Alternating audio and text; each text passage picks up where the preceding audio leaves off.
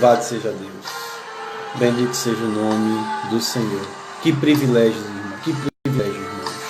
Que privilégio de ouvir a palavra do Senhor, de poder louvar, ouvir canções que enaltecem a beleza de Deus, a santidade de Deus. Como é maravilhoso. Eu não canso de dizer o que Lutero disse. A nossa música deve ser um sermão cantado.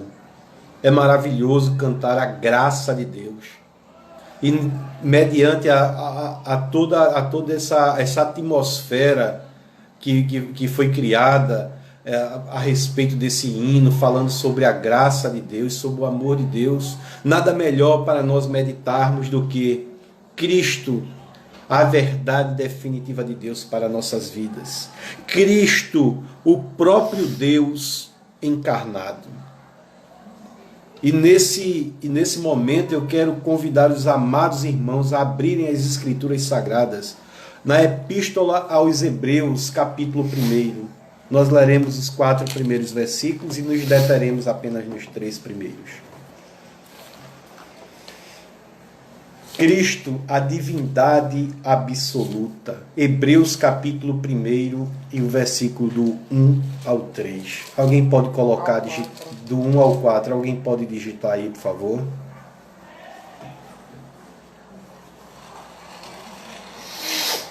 Cristo. O nosso título dessa noite é Cristo, a verdadeira e definitiva revelação do nosso Senhor e Salvador Jesus Cristo. Meus amados irmãos, essa epístola aos Hebreus é uma epístola excelente, uma epístola que você se deleita. O escritor aqui, a gente vai ver após a leitura, ele não se detém em muita coisa. O negócio dele é querer, ele vai logo direto ao ponto em engrandecer o nome do Senhor. Mas olha o que diz a palavra do Senhor, capítulo 1 e o verso 1. Havendo Deus antigamente falado muitas vezes e de muitas maneiras aos pais pelos profetas, a nós falou-nos nestes últimos dias pelo Filho, a quem constituiu o herdeiro de tudo, por quem fez também o mundo, o qual, sendo o resplendor da sua glória e a expressa imagem da sua pessoa, e sustentando todas as coisas pela palavra do seu poder, havendo feito por si mesmo a purificação dos nossos pecados, assentou-se à destra da majestade nas alturas. Verso 4. Feito tanto mais excelente do que os anjos, quanto herdou mais excelente nome do que ele. Curve sua cabeça onde você está e vamos ouvir mais uma palavra de oração. Querido Deus, obrigado porque tua palavra ela foi, ó Deus, cantada, nós já oramos, então estamos orando novamente, lemos a tua palavra, e a tua palavra é deleite para a nossa alma, a tua palavra é vigor para o nosso espírito, a tua palavra é vida, ó Deus, para nós, a tua palavra é vida para aquele que está morto em seus delitos e pecados, a tua palavra é gloriosa, é majestosa, tu és grandioso, tu és poderoso, tu és magnífico, tu és a personificação de Deus em nossas vidas, Senhor. E nós te agradecemos, te glorificamos, te bendizemos, te rendemos graças, porque nós temos a tua palavra, nós temos a tua revelação, que é o suficiente, ó Deus, para te conhecermos e para morarmos a eternidade contigo nos céus. Obrigado por ti, por teu sacrifício. Obrigado porque o Senhor veio até nós. O Senhor não precisa de nós, mas o Senhor mesmo assim veio. Obrigado ao Senhor porque tu nos escolheste desde a eternidade. Louvado e engrandecido seja o teu nome. Nós nesse momento estamos com os nossos corações quedados diante do teu altar, dizendo: Senhor, fala conosco, ministra Espírito de Deus aos nossos corações para a honra e glória do teu santo nome, em o nome de Jesus. Amém. Meus queridos irmãos, essa epístola aos Hebreus, não vamos aqui nos deter em questões de contexto histórico, mas ela tem algo muito interessante, que a questão da autoria. Isso é motivo de muita discussão entre vários teólogos, e não só desse século, desde o século I, século II, e que as pessoas vêm tentando identificar e tal.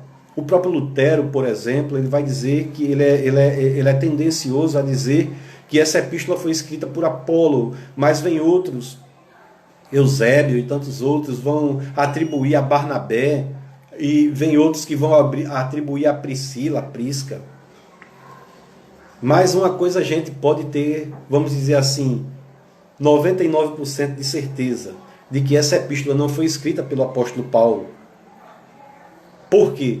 Porque o próprio apóstolo Paulo, ele se identifica, e você lendo primeira epístola aos Tessalonicenses, você vai ver no final da carta dele, daquela epístola aos Tessalonicenses, você vai ver o apóstolo Paulo dizendo, ele vai ouvir ele testificando, dizendo, olha, todas as minhas cartas e epístolas, elas têm a minha marca, elas têm o meu selo, elas têm o meu registro.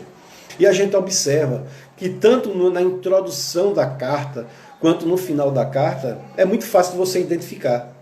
O pastor que é professor, por exemplo, ele consegue identificar, com certeza, em sua turma, em sua sala de aula, aquele aluno que ele fez um trabalho e trouxe para apresentar, aquele trabalho prontinho e trouxe para o professor, levar e avaliar em casa, dar a sua nota, mas ele também tem o discernimento e a capacidade também de saber daquele aluno dele, porque ele conhece o potencial dos seus alunos, ele vai saber que aquele determinado trabalho que foi entregue a ele, ele vai dizer, não, isso aqui não vem não foi ele que fez. Na carta do apóstolo Paulo aqui, eu não quero dizer que o apóstolo Paulo, porque foi escrito em um grego muito rebuscado, por isso que muitos dizem, não só Lutero, que foi o Apolo que escreveu, porque ele era um helênico, uma pessoa que dominava muito essa questão, era alguém que tinha, assim, uma boa interação com a língua grega, ele passeava muito bem com a língua grega, entendeu? Então, se atribui a ele. Porém, não queremos desmerecer os escritos de Paulo. Paulo, a gente não precisa nem dizer aqui, uma pessoa altamente preparada, ele poderia, com certeza, ter escrito essa carta. Mas, por eliminação, a gente percebe que o apóstolo Paulo, ele certamente não escreveu. Mas observe, meus irmãos, algo muito interessante, eu quero chamar a atenção dos irmãos, fiquem com as suas Bíblias abertas, Hebreus capítulo 1, você que está chegando agora. Você presta atenção, irmãos, como essa epístola ela é diferente das demais cartas. Parece-me, nos passa a impressão de que o autor aqui, ele não está muito preocupado, ele quer dizer, não está preocupado com questões históricas, com introdução, ele vai direto ao assunto, ele está com uma sede tão grande de dizer quem é o Senhor. Lembra quando você se converteu logo, lembra? Que queria falar do Senhor, do amor de Deus, daquilo, queria evangelizar todo mundo. Parece que ele está nesse mesmo espírito aqui, porque você observa que ele já vai direto ao assunto, havendo Deus antigamente falado de muitas formas e de muitas maneiras, e a gente percebe que todos os escritos, eles têm uma parte introdutória, uma saudação, uma coisa desse tipo. Mas aqui é quebrado esse paradigma, ele vai direto ao assunto. Mostra que Cristo é a plenificação do Deus Altíssimo. E nenhuma outra epístola do Novo Testamento chega ao ponto tão rápido como esse autor aqui chegou. Sem saudação, sem introdução, o autor aqui ele vai direto ao assunto. Rapidamente, ele é impelido a falar das glórias, e essas glórias nós podemos compreender, da forma que está escrita aqui, de glórias superlativas do nosso Senhor e Salvador Jesus Cristo. Porque ele começa dizendo que, havendo Deus falado antigamente de muitas formas e de muitas maneiras aos pais pelos profetas, a nós falou-nos nesses últimos dias, e começa a enaltecer a pessoa gloriosa do nosso Senhor e Salvador Jesus Cristo. Primeiro, meus queridos, ele contrasta a revelação de Deus aqui pelos profetas com a revelação de seu Filho, não desmerecendo a figura dos profetas que desenvolveram um trabalho muito excelente, os profetas, cada um ali da forma que o Senhor quis usar, de diversas formas, e nós veremos aqui, uns foram usados da forma oral, outros da forma escrita, outros em poesia, outros na própria história, e de muitas formas. O fato é que aqui o autor não está desmerecendo o período profético do Antigo Testamento.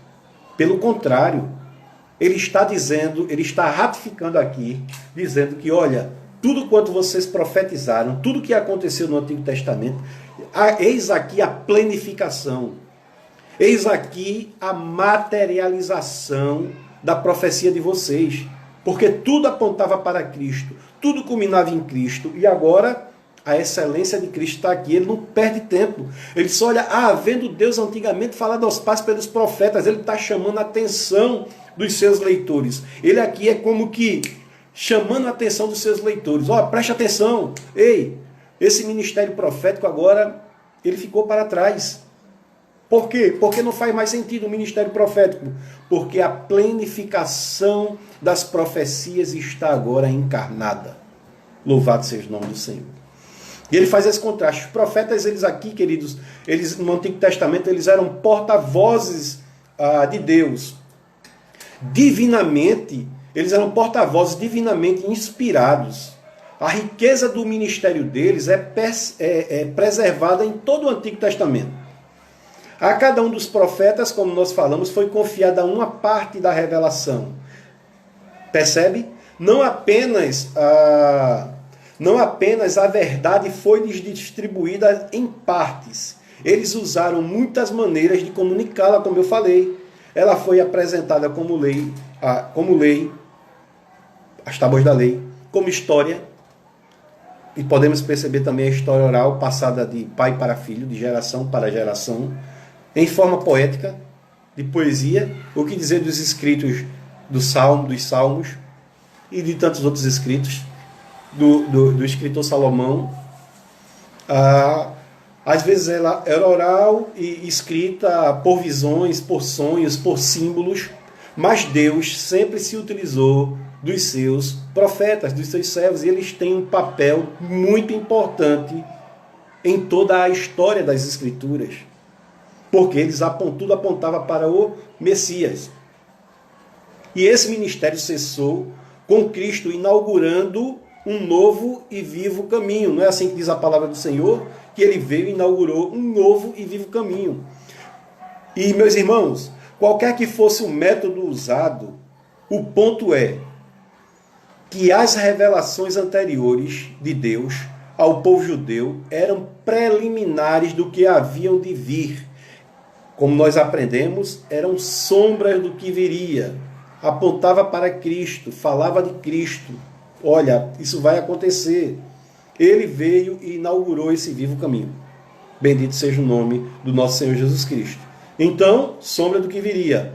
Deus se utilizou de todos os meios comunicáveis para que os homens viessem a conhecê-lo. Todos os meios o Senhor se utilizou para que os homens viessem a ter uma experiência com Cristo. Sabemos que no Antigo Testamento, sem a encarnação de Cristo, às vezes a gente pode se perguntar, mas como é que essas pessoas eram salvas? Elas eram salvas na fé no Cristo que viria, que aqueles profetas estavam anunciando. Então, meus queridos irmãos, pensando nisso aí, eu me preocupo muito e fico me perguntando, muitas pessoas hoje não têm conhecido ao Cristo. Por quê? Naquele contexto ali, as Escrituras dizem que o Senhor falou de todas as formas, de muitas formas e de muitas maneiras aos pais pelos profetas. Ele falava, naquele contexto do Antigo Testamento, Deus falava com os profetas, os profetas eram os porta-vozes de Deus, e Deus, através dos profetas, entregava a mensagem ao povo. E hoje, meus queridos irmãos, nós temos a revelação completa. Nós temos toda a revelação. E me parece que o Senhor tem que inventar, às vezes até meios de comunicar essa mensagem que já está tão latente, tão nítida aos nossos olhos. Você observe no versículo 2, aqui no ele diz que falou aos pais pelos profetas, de muitas formas e de muitas maneiras, mostrando aqui que Deus tem interesse de alcançar o coração do homem, de alcançar o homem para que ele se arrependesse dos seus pecados, se regenerasse. Mas no verso 2 ele vai dizer aqui, Deus é como que Deus dizendo aqui, o escritor está escrevendo os escritos inspirados e ele vai dizer, a quem constituiu o herdeiro de tudo, por quem fez também o mundo. Então ele coloca agora toda essa questão da criação, ele faz esse link com Cristo. Ele liga exatamente com Cristo, mostrando que Cristo é o próprio Deus, é a personificação do próprio Deus, é a própria divindade. Mostrando, o autor aqui vai mostrar agora que eles são um. Quem constituiu o herdeiro de tudo, por quem fez também o mundo. As profecias do Antigo Testamento agora são ofuscadas pela revelação preeminente e final de Deus na pessoa do seu Filho. Perceba, os profetas eram canais por meio de quem a palavra divina era comunicada. Eles eram utilizados, como nós falamos, pelo Senhor, eram porta-vozes. O Senhor Jesus Cristo é em si a revelação final de Deus aos homens, como disse João, capítulo 1, verso 18. Abra a sua Bíblia aí, João 1 e 18. Olha o que diz.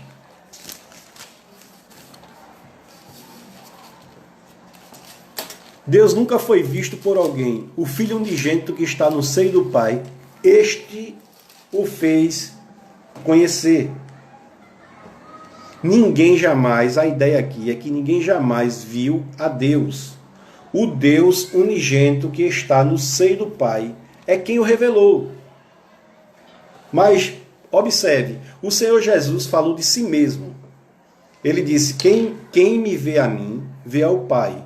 Está escrito lá em João, capítulo 14. E eu quero aproveitar e quero ler com você também, João, capítulo 14.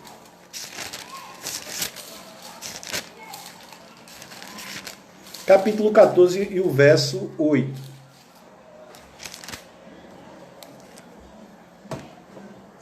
Disse-lhe Filipe, Senhor, mostra-nos o Pai e isso nos basta. Ele disse, só isso, Senhor, só queremos, ele não queria nadinha. Mostra-nos o Pai e isso nos basta. Irmãos, parece que nesse contexto, em contexto que nós vivemos do século XXI, tanta facilidade de manusear as Escrituras, de procurar uma igreja que verdadeiramente prega a doutrina, prega a palavra de Deus, é alicerçada na doutrina dos apóstolos. Mas parece que tem muitos ainda dizendo, Senhor, mostra-nos um sinal e isso nos basta. Isso é muito intrigante. Disse-lhe Jesus, estou há tanto tempo convosco e não me tendes conhecido, Filipe? Quem me vê a mim, vê o Pai. Como dizes tu, mostra-nos o Pai.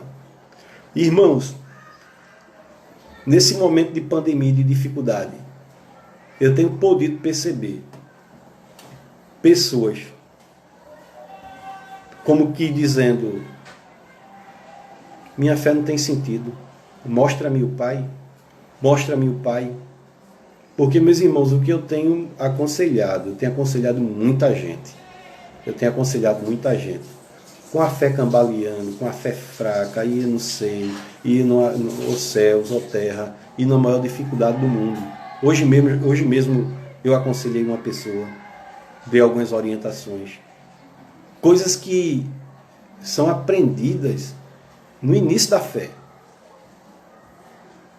coisas que são assim, que é a base do cristianismo. E me parece que nós teremos um grande trabalho, teremos que reevangelizar muitos crentes, muitas pessoas. Porque ainda estão como que, Senhor, mostra-nos o Pai. O reino já está no meio deles. Cristo já está ali, mas ainda estão querendo descobrir algo que já foi revelado, que não é mais mistério. Porque o mistério já foi revelado, Jesus Cristo. Mas tem muita gente que ainda não atentou para isso. E isso é um grande problema.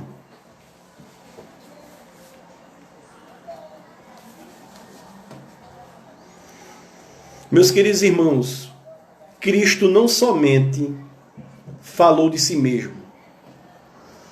Cristo fala não somente por Deus. Você pode observar aqui, mas ele também fala como Deus. Você consegue distinguir? Ele fala como Deus também. E a gente vai observar que ele vai dizer que ele e o Pai são um. Então ele não fala só de Deus, ele também fala como Deus. E aí a gente pensa no título da nossa pregação: Cristo, a personificação do Deus encarnado. Mas observe, Cristo fala não somente por Deus, mas como Deus, para mostrar a infinita superioridade do Senhor. O autor o apresenta como verdadeiro, como herdeiro de todas as coisas. Você percebeu aqui? Ele é o herdeiro de tudo. O universo inteiro lhe pertence. Tudo pertence ao Senhor. Você observa ele aqui como o sustentador de todas as coisas. Foi por meio dele que Deus fez o universo. Jesus Cristo foi, aqui nós podemos pensar que Jesus Cristo foi o agente ativo da criação. Ele trouxe a existência aos astros, à terra, aos homens e ao plano divino dos tempos. Tudo foi feito por ele. João capítulo 1 vai dizer o quê? No princípio era o Verbo, e o Verbo estava com Deus, e o Verbo era Deus. Ele estava no princípio com Deus. Todas as coisas foram feitas por quem? Por ele. E sem ele, nada do que foi feito se fez. Então a gente agora vê ele falando não só de Deus, mas ele agora fala como Deus.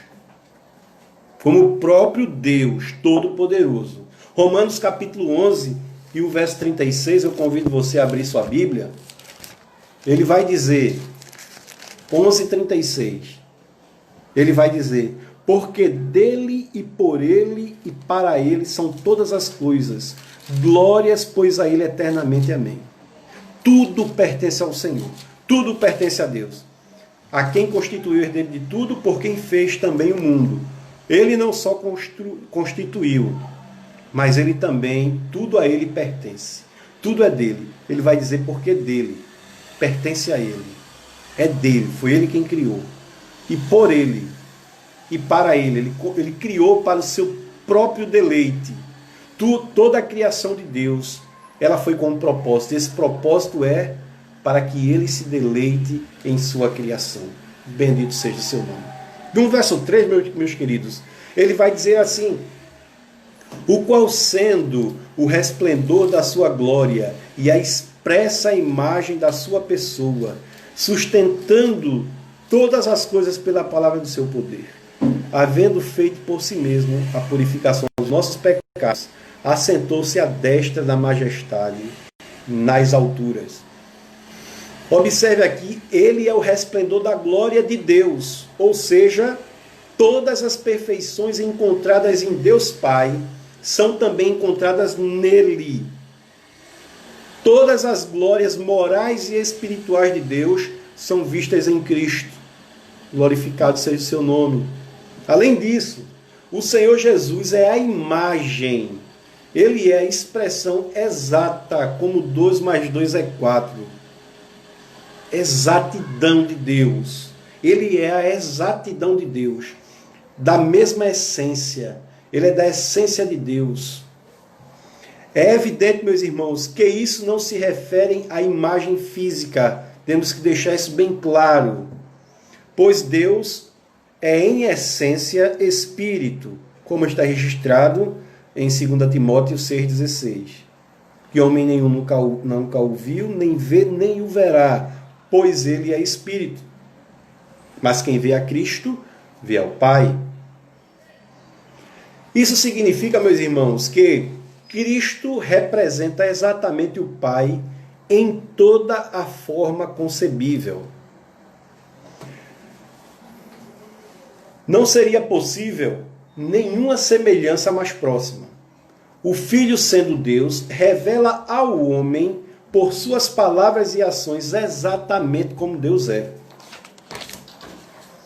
Ele sustenta o universo, não é isso que o autor vai dizer? Todas as coisas pela palavra do seu poder. O curso de tudo está em suas mãos. Tudo está diante dele. E a gente vai chegar mais na frente e vai conversar a respeito do descanso do Senhor. O Senhor fez, criou o céu e a terra e descansou. Às vezes nos passa uma ideia de que Deus ele se cansa, né? Pai, Deus está sustentando tudinho. Como é que é isso? Deus sustenta aqui e ali e todas as coisas pela palavra do seu poder. Meus irmãos, ele sustenta o universo pela palavra do seu poder. Hebreus 11:3 vai dizer isso. Olha lá na galeria dos heróis da fé. Hebreus capítulo 11 e o verso 11. Eita, não tem aqui não Hebreus 11, não tem. Hebreus 11:3 diz assim: pela fé entendemos que os mundos pela palavra de Deus foram criados, de maneira que aquilo que se vê não foi feito do que é aparente. O que ele está querendo dizer aqui? É que, por exemplo, uma mangueira.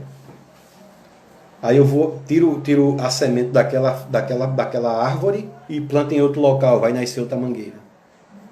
O que o Senhor está querendo dizer aqui é que elas não são autônomas. É o Senhor quem as sustenta com suas propriedades.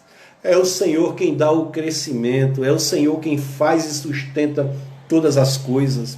Ela veio a ser uma mangueira porque Deus assim determinou na eternidade que assim ela seria.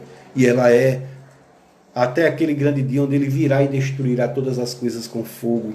Mas até então, todas as coisas estão sendo mantidas no seu controle. E não é pelo poder segurando ali não, assim, porque eu estou segurando, estou me cansando. É pela palavra do seu poder. A palavra do Senhor tem poder. E tudo se submete à sua palavra. Glorificado seja o seu nome.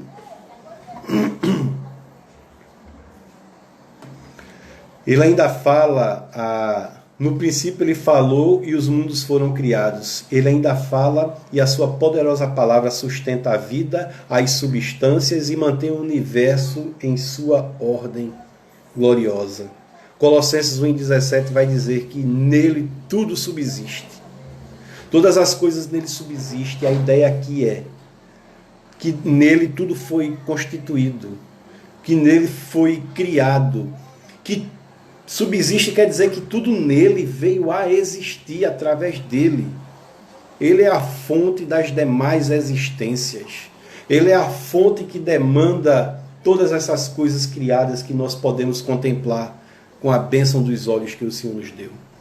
Glorificado seja o seu nome. Então a ideia aqui, meus irmãos, é essa. E tem um detalhe, os cientistas, eles enlouquecem, se atracam para descobrir o que une, por exemplo, as moléculas.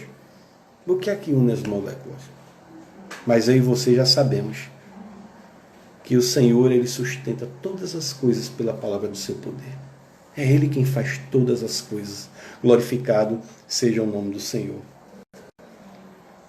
Mas observe agora, depois que ele vai dizer, depois de ter feito a purificação dos nossos pecados, o Criador e sustentador tornou-se aquele que levou sobre si os nossos pecados. E às vezes a gente pode pensar, é algo tão inconcebível, meu Deus, como pode um ser divino que criou todas essas coisas morrer, passar por uma situação tão grande?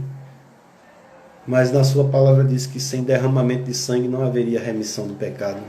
Foi assim que ele quis fazer. Louvado seja o seu nome. O Cordeiro, ele foi imolado desde a eternidade. Antes que você viesse a pecar, antes que o mundo fosse mundo, ele já tinha escolhido seus eleitos. Ele já tinha sido imolado desde a eternidade, para a honra e para a glória dele mesmo. Observe que toda a criação bastou apenas uma palavra. Gênesis 1 diz o quê? Ele disse, haja luz, e houve luz. Haja divisão entre o dia e a noite. Haja divisão entre a terra seca e a molhada. Ele é quem fez todas essas coisas, e observe, é apenas pela palavra. E disse, haja luz, e houve luz. Mas a gente pode pensar em relação ao homem, porque não foi dessa forma, e pela questão do pecado. Observe que as coisas criadas não envolvem aqui questões morais. Já com o homem envolve questão moral. Por isso que foi necessário Cristo morrer. Mas para aniquilar, queridos, os nossos pecados, ele teve que morrer, definitivamente. O sacrifício teve que ser imolado, para que nós tivéssemos perdão pelos nossos pecados, alcançássemos essa bênção tão grande do Senhor. Para aniquilar os nossos pecados, ele teve que morrer na cruz do Calvário. Lutero já disse que ele morreu a nossa morte. Aquela cruz era para mim e para vocês, somos transgressores da lei. Mas ele não. Ele se fez pecado, se fez maldição por mim e por você. Glorificado seja o nome do Senhor. Para a nossa mente fica como pode o controlador, o dominador de todo o universo. Mas assim ele o quis fazer. Isaac Watts, ele, em uma frase do seu hino, é muito interessante que ele, uma das frases que ele fala, ele diz o seguinte: amor tão maravilhoso, tão divino, exige minha alma, minha vida, todo o meu ser. Essa entrega exige tudo isso de nós. Exige absolutamente tudo de nós para a glória do seu nome, para a glória dele mesmo. Finalmente, vai falar aqui o texto agora da exaltação de Cristo. Assentou-se à direita da majestade nas alturas. A ideia aqui meus queridos, é uma ideia de repouso, diferente de uma ideia que nós temos. A ideia que nós temos é: 6 dias trabalharás e no 7º descansarás. Isso é um princípio que Deus criou para nós. Isso não quer dizer, porque isso é uma linguagem que o Senhor que foi utilizada para que nós viéssemos a compreender que nós não somos máquinas e precisamos descansar. E precisamos ter aquele dia de dedicação, de gratidão ao Senhor, de culto ao Senhor. Aquele santo dia de declarar, de oferecermos em gratidão ao nosso Deus. Aí esse princípio ficou para que nós obedecêssemos. 6 dias o homem trabalhará, fará toda sua obra, e ao 7º dia ele descansará. É o dia do Senhor, é o dia de se dedicar ao Senhor. Seja na leitura, seja na oração, é o dia do Senhor. Mas isso não quer dizer que o nosso Deus, haja luz, haja separação, aconteça isso e tudo. Aí a gente às vezes pode ler e ter aquela impressão: Deus cansou, 7º dia ele agora descansou. Ou seja, ele passou um dia de pernas para cima, descansando, porque aquilo ali tudo foi muito cansativo para ele. Não, meus irmãos. Lembra que é pelo poder da sua palavra: haja luz e houve luz. Mas esse princípio ele é aplicado para as nossas vidas, para que venhamos a ter esse dia tão glorioso na sua presença. Glorificado seja o seu nome. Não se trata de descanso após um trabalho pesado, mas preste atenção, não se trata de descanso após um trabalho pesado, mas o repouso pela satisfação de uma obra concluída. Ele se satisfez em tudo que ele fez. Esse descanso, descansou, é a satisfação do nosso Senhor, do nosso Deus. Essa postura nos indica que a obra da revelação, ela foi completa. Glorificado seja o nome do Senhor. Deixa eu ver a hora aqui, meus irmãos.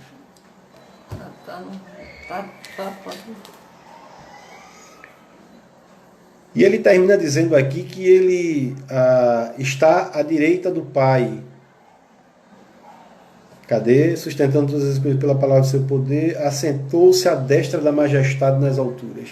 À direita da majestade nas alturas. É a posição de honra, é a posição de privilégio. Hebreus capítulo 1, verso 13 vai dizer que a qual dos seus anjos já disse, cadê? Está aqui: assenta-te à minha destra, à direita, até que eu ponha os teus inimigos sobre os cabelos dos meus pés. Essa perícope ela vai tratar aqui Eu quis mostrar aqui a superioridade de Cristo, mas ela vai tratar aqui também, e mais enfaticamente aqui, mostrando que Cristo ele é superior aos anjos.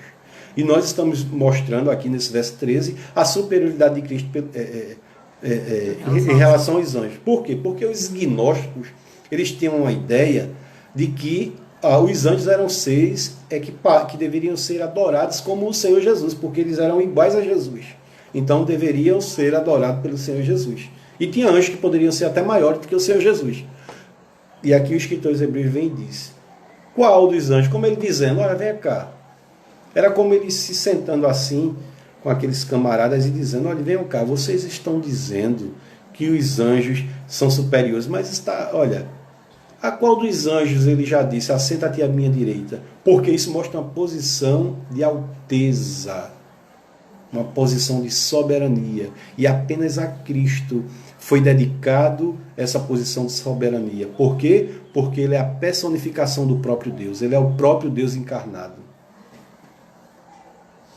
E meus irmãos, devido ao seu triunfo glorioso, Deus o exaltou sobremaneira. A direita é também uma posição de poder. Analise comigo aí Mateus capítulo 26. Mateus 26 e o versículo 64. Olha o que diz. Disse-lhe Jesus, tu disseste, digo-vos, porém, vereis em breve o Filho do Homem. Cadê? Assim aqui. Assentado à direita do Todo-Poderoso e vindo sobre as nuvens do céu. Observe a posição de superioridade de Cristo. Não existe outro patamar acima desse. Ele é o próprio Deus. Glorificado seja o seu nome. E 1 Pedro 3,22, para nós encerrarmos. Capítulo 3. E o verso 22, ele vai dizer, o versículo 22. Poxa, não tem não. Aqui é 2 Pedro. 1 Pedro 3 e 22, agora. O qual está à destra de Deus, tendo subido ao céu, havendo-se-lhes sujeitado os anjos, preste atenção, e as autoridades e as potências. Você observe que os anjos eles estão sujeitos ao Senhor. Então ele não pode nunca ser igual ao Senhor.